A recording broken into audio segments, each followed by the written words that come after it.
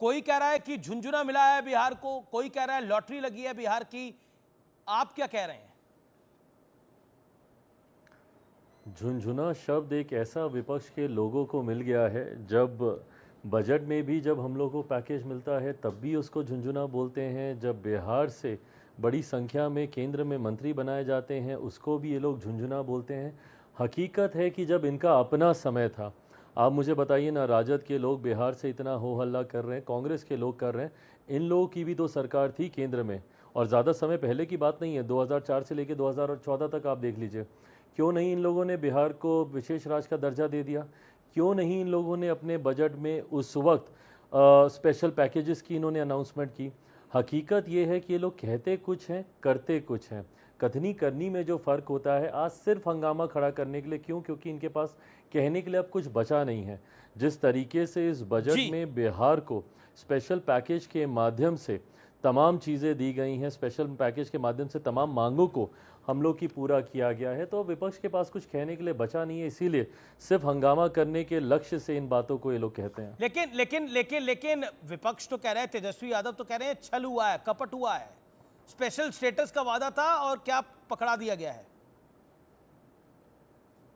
अच्छा, अब इन्हीं से पूछ लीजिए कि भाई स्पेशल कैटेगरी स्टेटस बिहार को क्यों नहीं मिल सकता और किसकी वजह से नहीं मिल सकता, पूछिए इनसे। कब ये स्पेशल कैटेगरी स्टेटस को हटाने के प्रावधान बनाए गए? ये मनमोहन सिंह जी की सरकार में ही ये प्रावधान बनाए गए, जिसमें स्वयं इनकी पार्टी उस गठबंधन का समर्थन कर रही थी, यूपीए की सरकार के दौरान की मैं बात कर रहा हूँ। उसमें इनकी पार्टी राष्ट्रीय जनता दल यूपीए का उस वक्त समर्थन कर रही थी। उस वक्त क्यों नहीं इन लोगों ने आपत्ति दर्ज कराई? उस वक्त क्यों ये लोग खामोशी से बैठे रहे? और ये तो छोड़ दीजिए, आप ये बताइए ना, कितने सालों तक बिहार में इनकी अपनी सरकार रही, उस दौरान उन लोगों ने क्यों नहीं इसको किया? लेकिन एक नैरेटिव बिल्डिंग होती है, और हमने ये 2024 के लोकसभा चुनाव में भी देखा। हालांकि बिहार में आपकी सीटें अच्छी आई, लेकिन उत्तर प्रदेश के अंदर एनडीए को बड़ा नुकसान हुआ, बीजेपी को नुकसान हुआ। मध्य प्रदेश में सीटें अच्छी आई, लेकिन महाराष्ट्र में, बगल के राज्य में नुकसान हुआ। नैरेटिव बिल्ड कर दिया गया कि आप लोग आएंगे तो संविधान बदल देंगे। अब नैरेटिव बिल्ड कर दिया जा रहा है कि युवाओं के लिए इस बजट में कुछ नहीं है, मिडिल क्लास के लिए कुछ नहीं है, ये बजट में ऐसा कुछ है ही नहीं जिसकी बात हो सके। एक नैरेटिव बिल्डिंग आपके सरकार के खिलाफ लगातार हो रही है, मोदी के खिलाफ लगातार हो रही है, प्रधानमंत्री के। नैरेटिव बिल्डिंग नहीं, नैरेटिव बिल्डिंग ही नहीं अमिश भाई, ये फॉल्स नैरेटिव बिल्ड करते हैं। ये लोग झूठ बोलकर लोगों को डराने का काम करते हैं। आरक्षण संविधान का आपने जिक्र किया पूरे चुनाव में। अगर फॉल्स नैरेटिव भी बिल्ड करे तो हाँ नहीं, मैं इस बात को मैं मानूंगा, इस बात को मैं बहुत विनम्रता से इस बात को स्वीकार करूंगा। चुनाव में हम लोगों ने देखा इन लोगों का फॉल्स नैरेटिव कहीं ना कहीं सक्सेसफुल हुए कई राज्यों में। उत्तर प्रदेश उसका उदाहरण है, जहां पे आरक्षण संविधान को लेकर इन लोगों ने भ्रम फैलाने का कार्य किया और उसमें सफल हुए। पर कांच की हांडी कितनी बार चढ़ेगी? बिहार में ही यही नैरेटिव इन्होंने 2015 विधानसभा के चुनाव के वक्त इन लोगों ने इस्तेमाल किया था। 2024 आते आते इस बार लाख प्रयासों के बाद भी वो नैरेटिव सेट नहीं हुआ। आज जब ये लोग बजट को लेकर जब ये लोग नैरेटिव सेट कर रहे हैं, ये एक ऐसा बजट है जिसमें हर वर्ग का ध्यान रखा गया।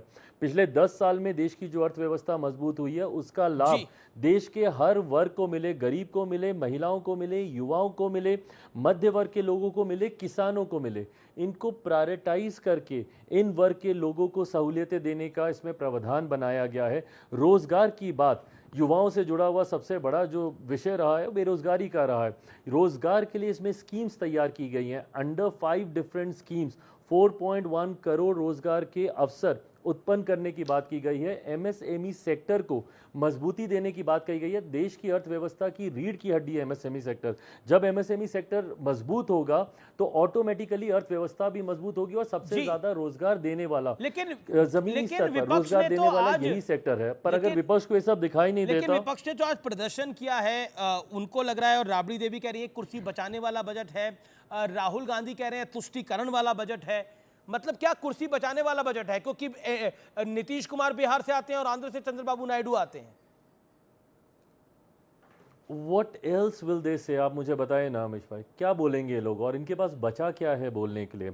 ये लोग यही सारी बातें करके अपने आप की फेस सेविंग करेंगे, क्योंकि इनको भी पता है कि एक ऐसा बजट है जिसने देश के हर वर्ग को लाभ पहुंचाने का काम किया। और जो ये लोग बार बार बिहार आंध्र प्रदेश बोल रहे हैं ना, बिहार के भी लोग इनको देख रहे हैं और आंध्र प्रदेश के लोग भी इनको देख रहे हैं। इन लोगों को जिस बात से चिढ़ मच रही है कि इन राज्यों को, और ये वो राज्य हैं जो कि पिछड़े राज्य हैं, इन राज्यों को हैंड होल्डिंग की जरूरत है। आज अगर केंद्र सरकार ने हैंड होल्डिंग की तो इसमें क्या गलत है? और रही बात बाकी प्रदेशों की, बाकी प्रदेशों में क्या महिलाएं नहीं है, क्या युवा नहीं है, क्या वहां पे किसान नहीं है, क्या वहां पे गरीब नहीं है, क्या वहां पे एमएसएमई सेक्टर नहीं है?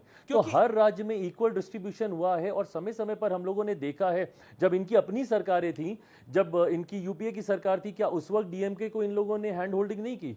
उस वक्त इन लोगों ने वहां पे उस राज्य में, तमिलनाडु को, इन लोगों ने सहायता पहुंचाने का काम नहीं किया? तो अपने समय में ये लोग भूल जाते हैं और दूसरे पे उंगली उठाते हैं। जब जब एक उंगली आप दूसरे पे उठाएंगे, स्वतः बाकी उंगलियां आप ही की तरफ इशारा करती हैं। एक प्रश्न, एक मैं आपसे प्रश्न है, क्योंकि आपने महिलाओं का जिक्र किया। नीतीश कुमार की आज एक टिप्पणी को लेकर, एक आरजेडी विधायक रेखा देवी को लेकर बहुत बड़ा विवाद हो गया है। राबड़ी देवी कह रही है कि महिलाओं का सम्मान नहीं करते नीतीश कुमार। आप उस पर क्या कहना चाहते हैं, क्योंकि उस अलायंस में, उस सरकार के अलायंस में आप भी हैं, केंद्र में भी और बिहार में भी? नहीं, मेरे मुख्यमंत्री जी ने, भाई मेरे मुख्यमंत्री जी ने ऐसी कोई आपत्तिजनक बात तो नहीं कही ना। उन्होंने बस इतना कहा कि महिला क्या जानती है, महिला क्या जानती है, आपको भी जानकारी होनी चाहिए कि जिस दल में, नहीं महिला क्या जानती है नहीं कह के उन्होंने कहा, बस वो सिर्फ बताना चाह रहे थे कि आप जिस दल में हैं उस दल में महिलाओं का सम्मान नहीं होता है। इस बात को अब मोड़ तड़ोड़ के, अब आप सिर्फ, अगर कोई इस बात को बढ़ाना चाहे वो उनके दल की सोच हो सकती है, बट जहां तक मुख्यमंत्री जी का जिक्र है, मुझे नहीं लगता कि उन्होंने किसी और मंशा से इस बात को कहा है। जी चलिए, क्योंकि अब आप संसद में तो लगातार तीसरी बार पहुंचे, इस बार मंत्री भी आप बन गए हैं। कंगना रनौत भी इस बार संसद में पहुंची हैं और आप लोगों ने तो फिल्म भी साथ में करी थी। हालांकि ये पॉलिटिकल बात नहीं है, थोड़ी नॉन पॉलिटिकल बात है। तो क्या आप कहना चाहते हैं? वो भी अब तो पार्लियामेंट में है। भाई मैं क्या बोलूं इसके ऊपर। इस बात का ना इस सरकार से कुछ लेना देना है, ना इस बात का इस बजट से कुछ लेना देना है जी। मतलब वो भी एक सांसद की भूमिका में है, मैं भी एक सांसद की भूमिका में हूँ। अपने अपने क्षेत्र, अपने अपने प्रदेश के विकास के लिए हम लोग कार्य करने की कोशिश कर रहे हैं जी। चलिए, तो आपका भी तुष्टीकरण हुआ है, जैसा राहुल गांधी कह रहे हैं कि मोदी जी ने इस बार तुष्टीकरण करा है? तुष्टीकरण की राजनीति दशकों से ये कांग्रेस की ही सरकार करती आई है और इस बात के अनेकों उदाहरण हैं। उसमें जाने की जरूरत नहीं है कि कब इन्होंने अपीजमेंट पॉलिटिक्स के लिए, और अपीजमेंट पॉलिटिक्स के नाते ही इन्होंने वोट बैंक को साधने का हमेशा प्रयास किया है। इन्होंने जिस तरीके से समय समय पर अपीजमेंट पॉलिटिक्स का लाभ उठाने की कोशिश की, ये उनकी सोच है, एनडीए की नहीं है। शुक्रिया आपका हमारे साथ जुड़ने के लिए। तो फिलहाल टक्कर के आज के एडिशन में इतना ही। आपका बहुत बहुत शुक्रिया। फिलहाल इतना ही। नमस्कार।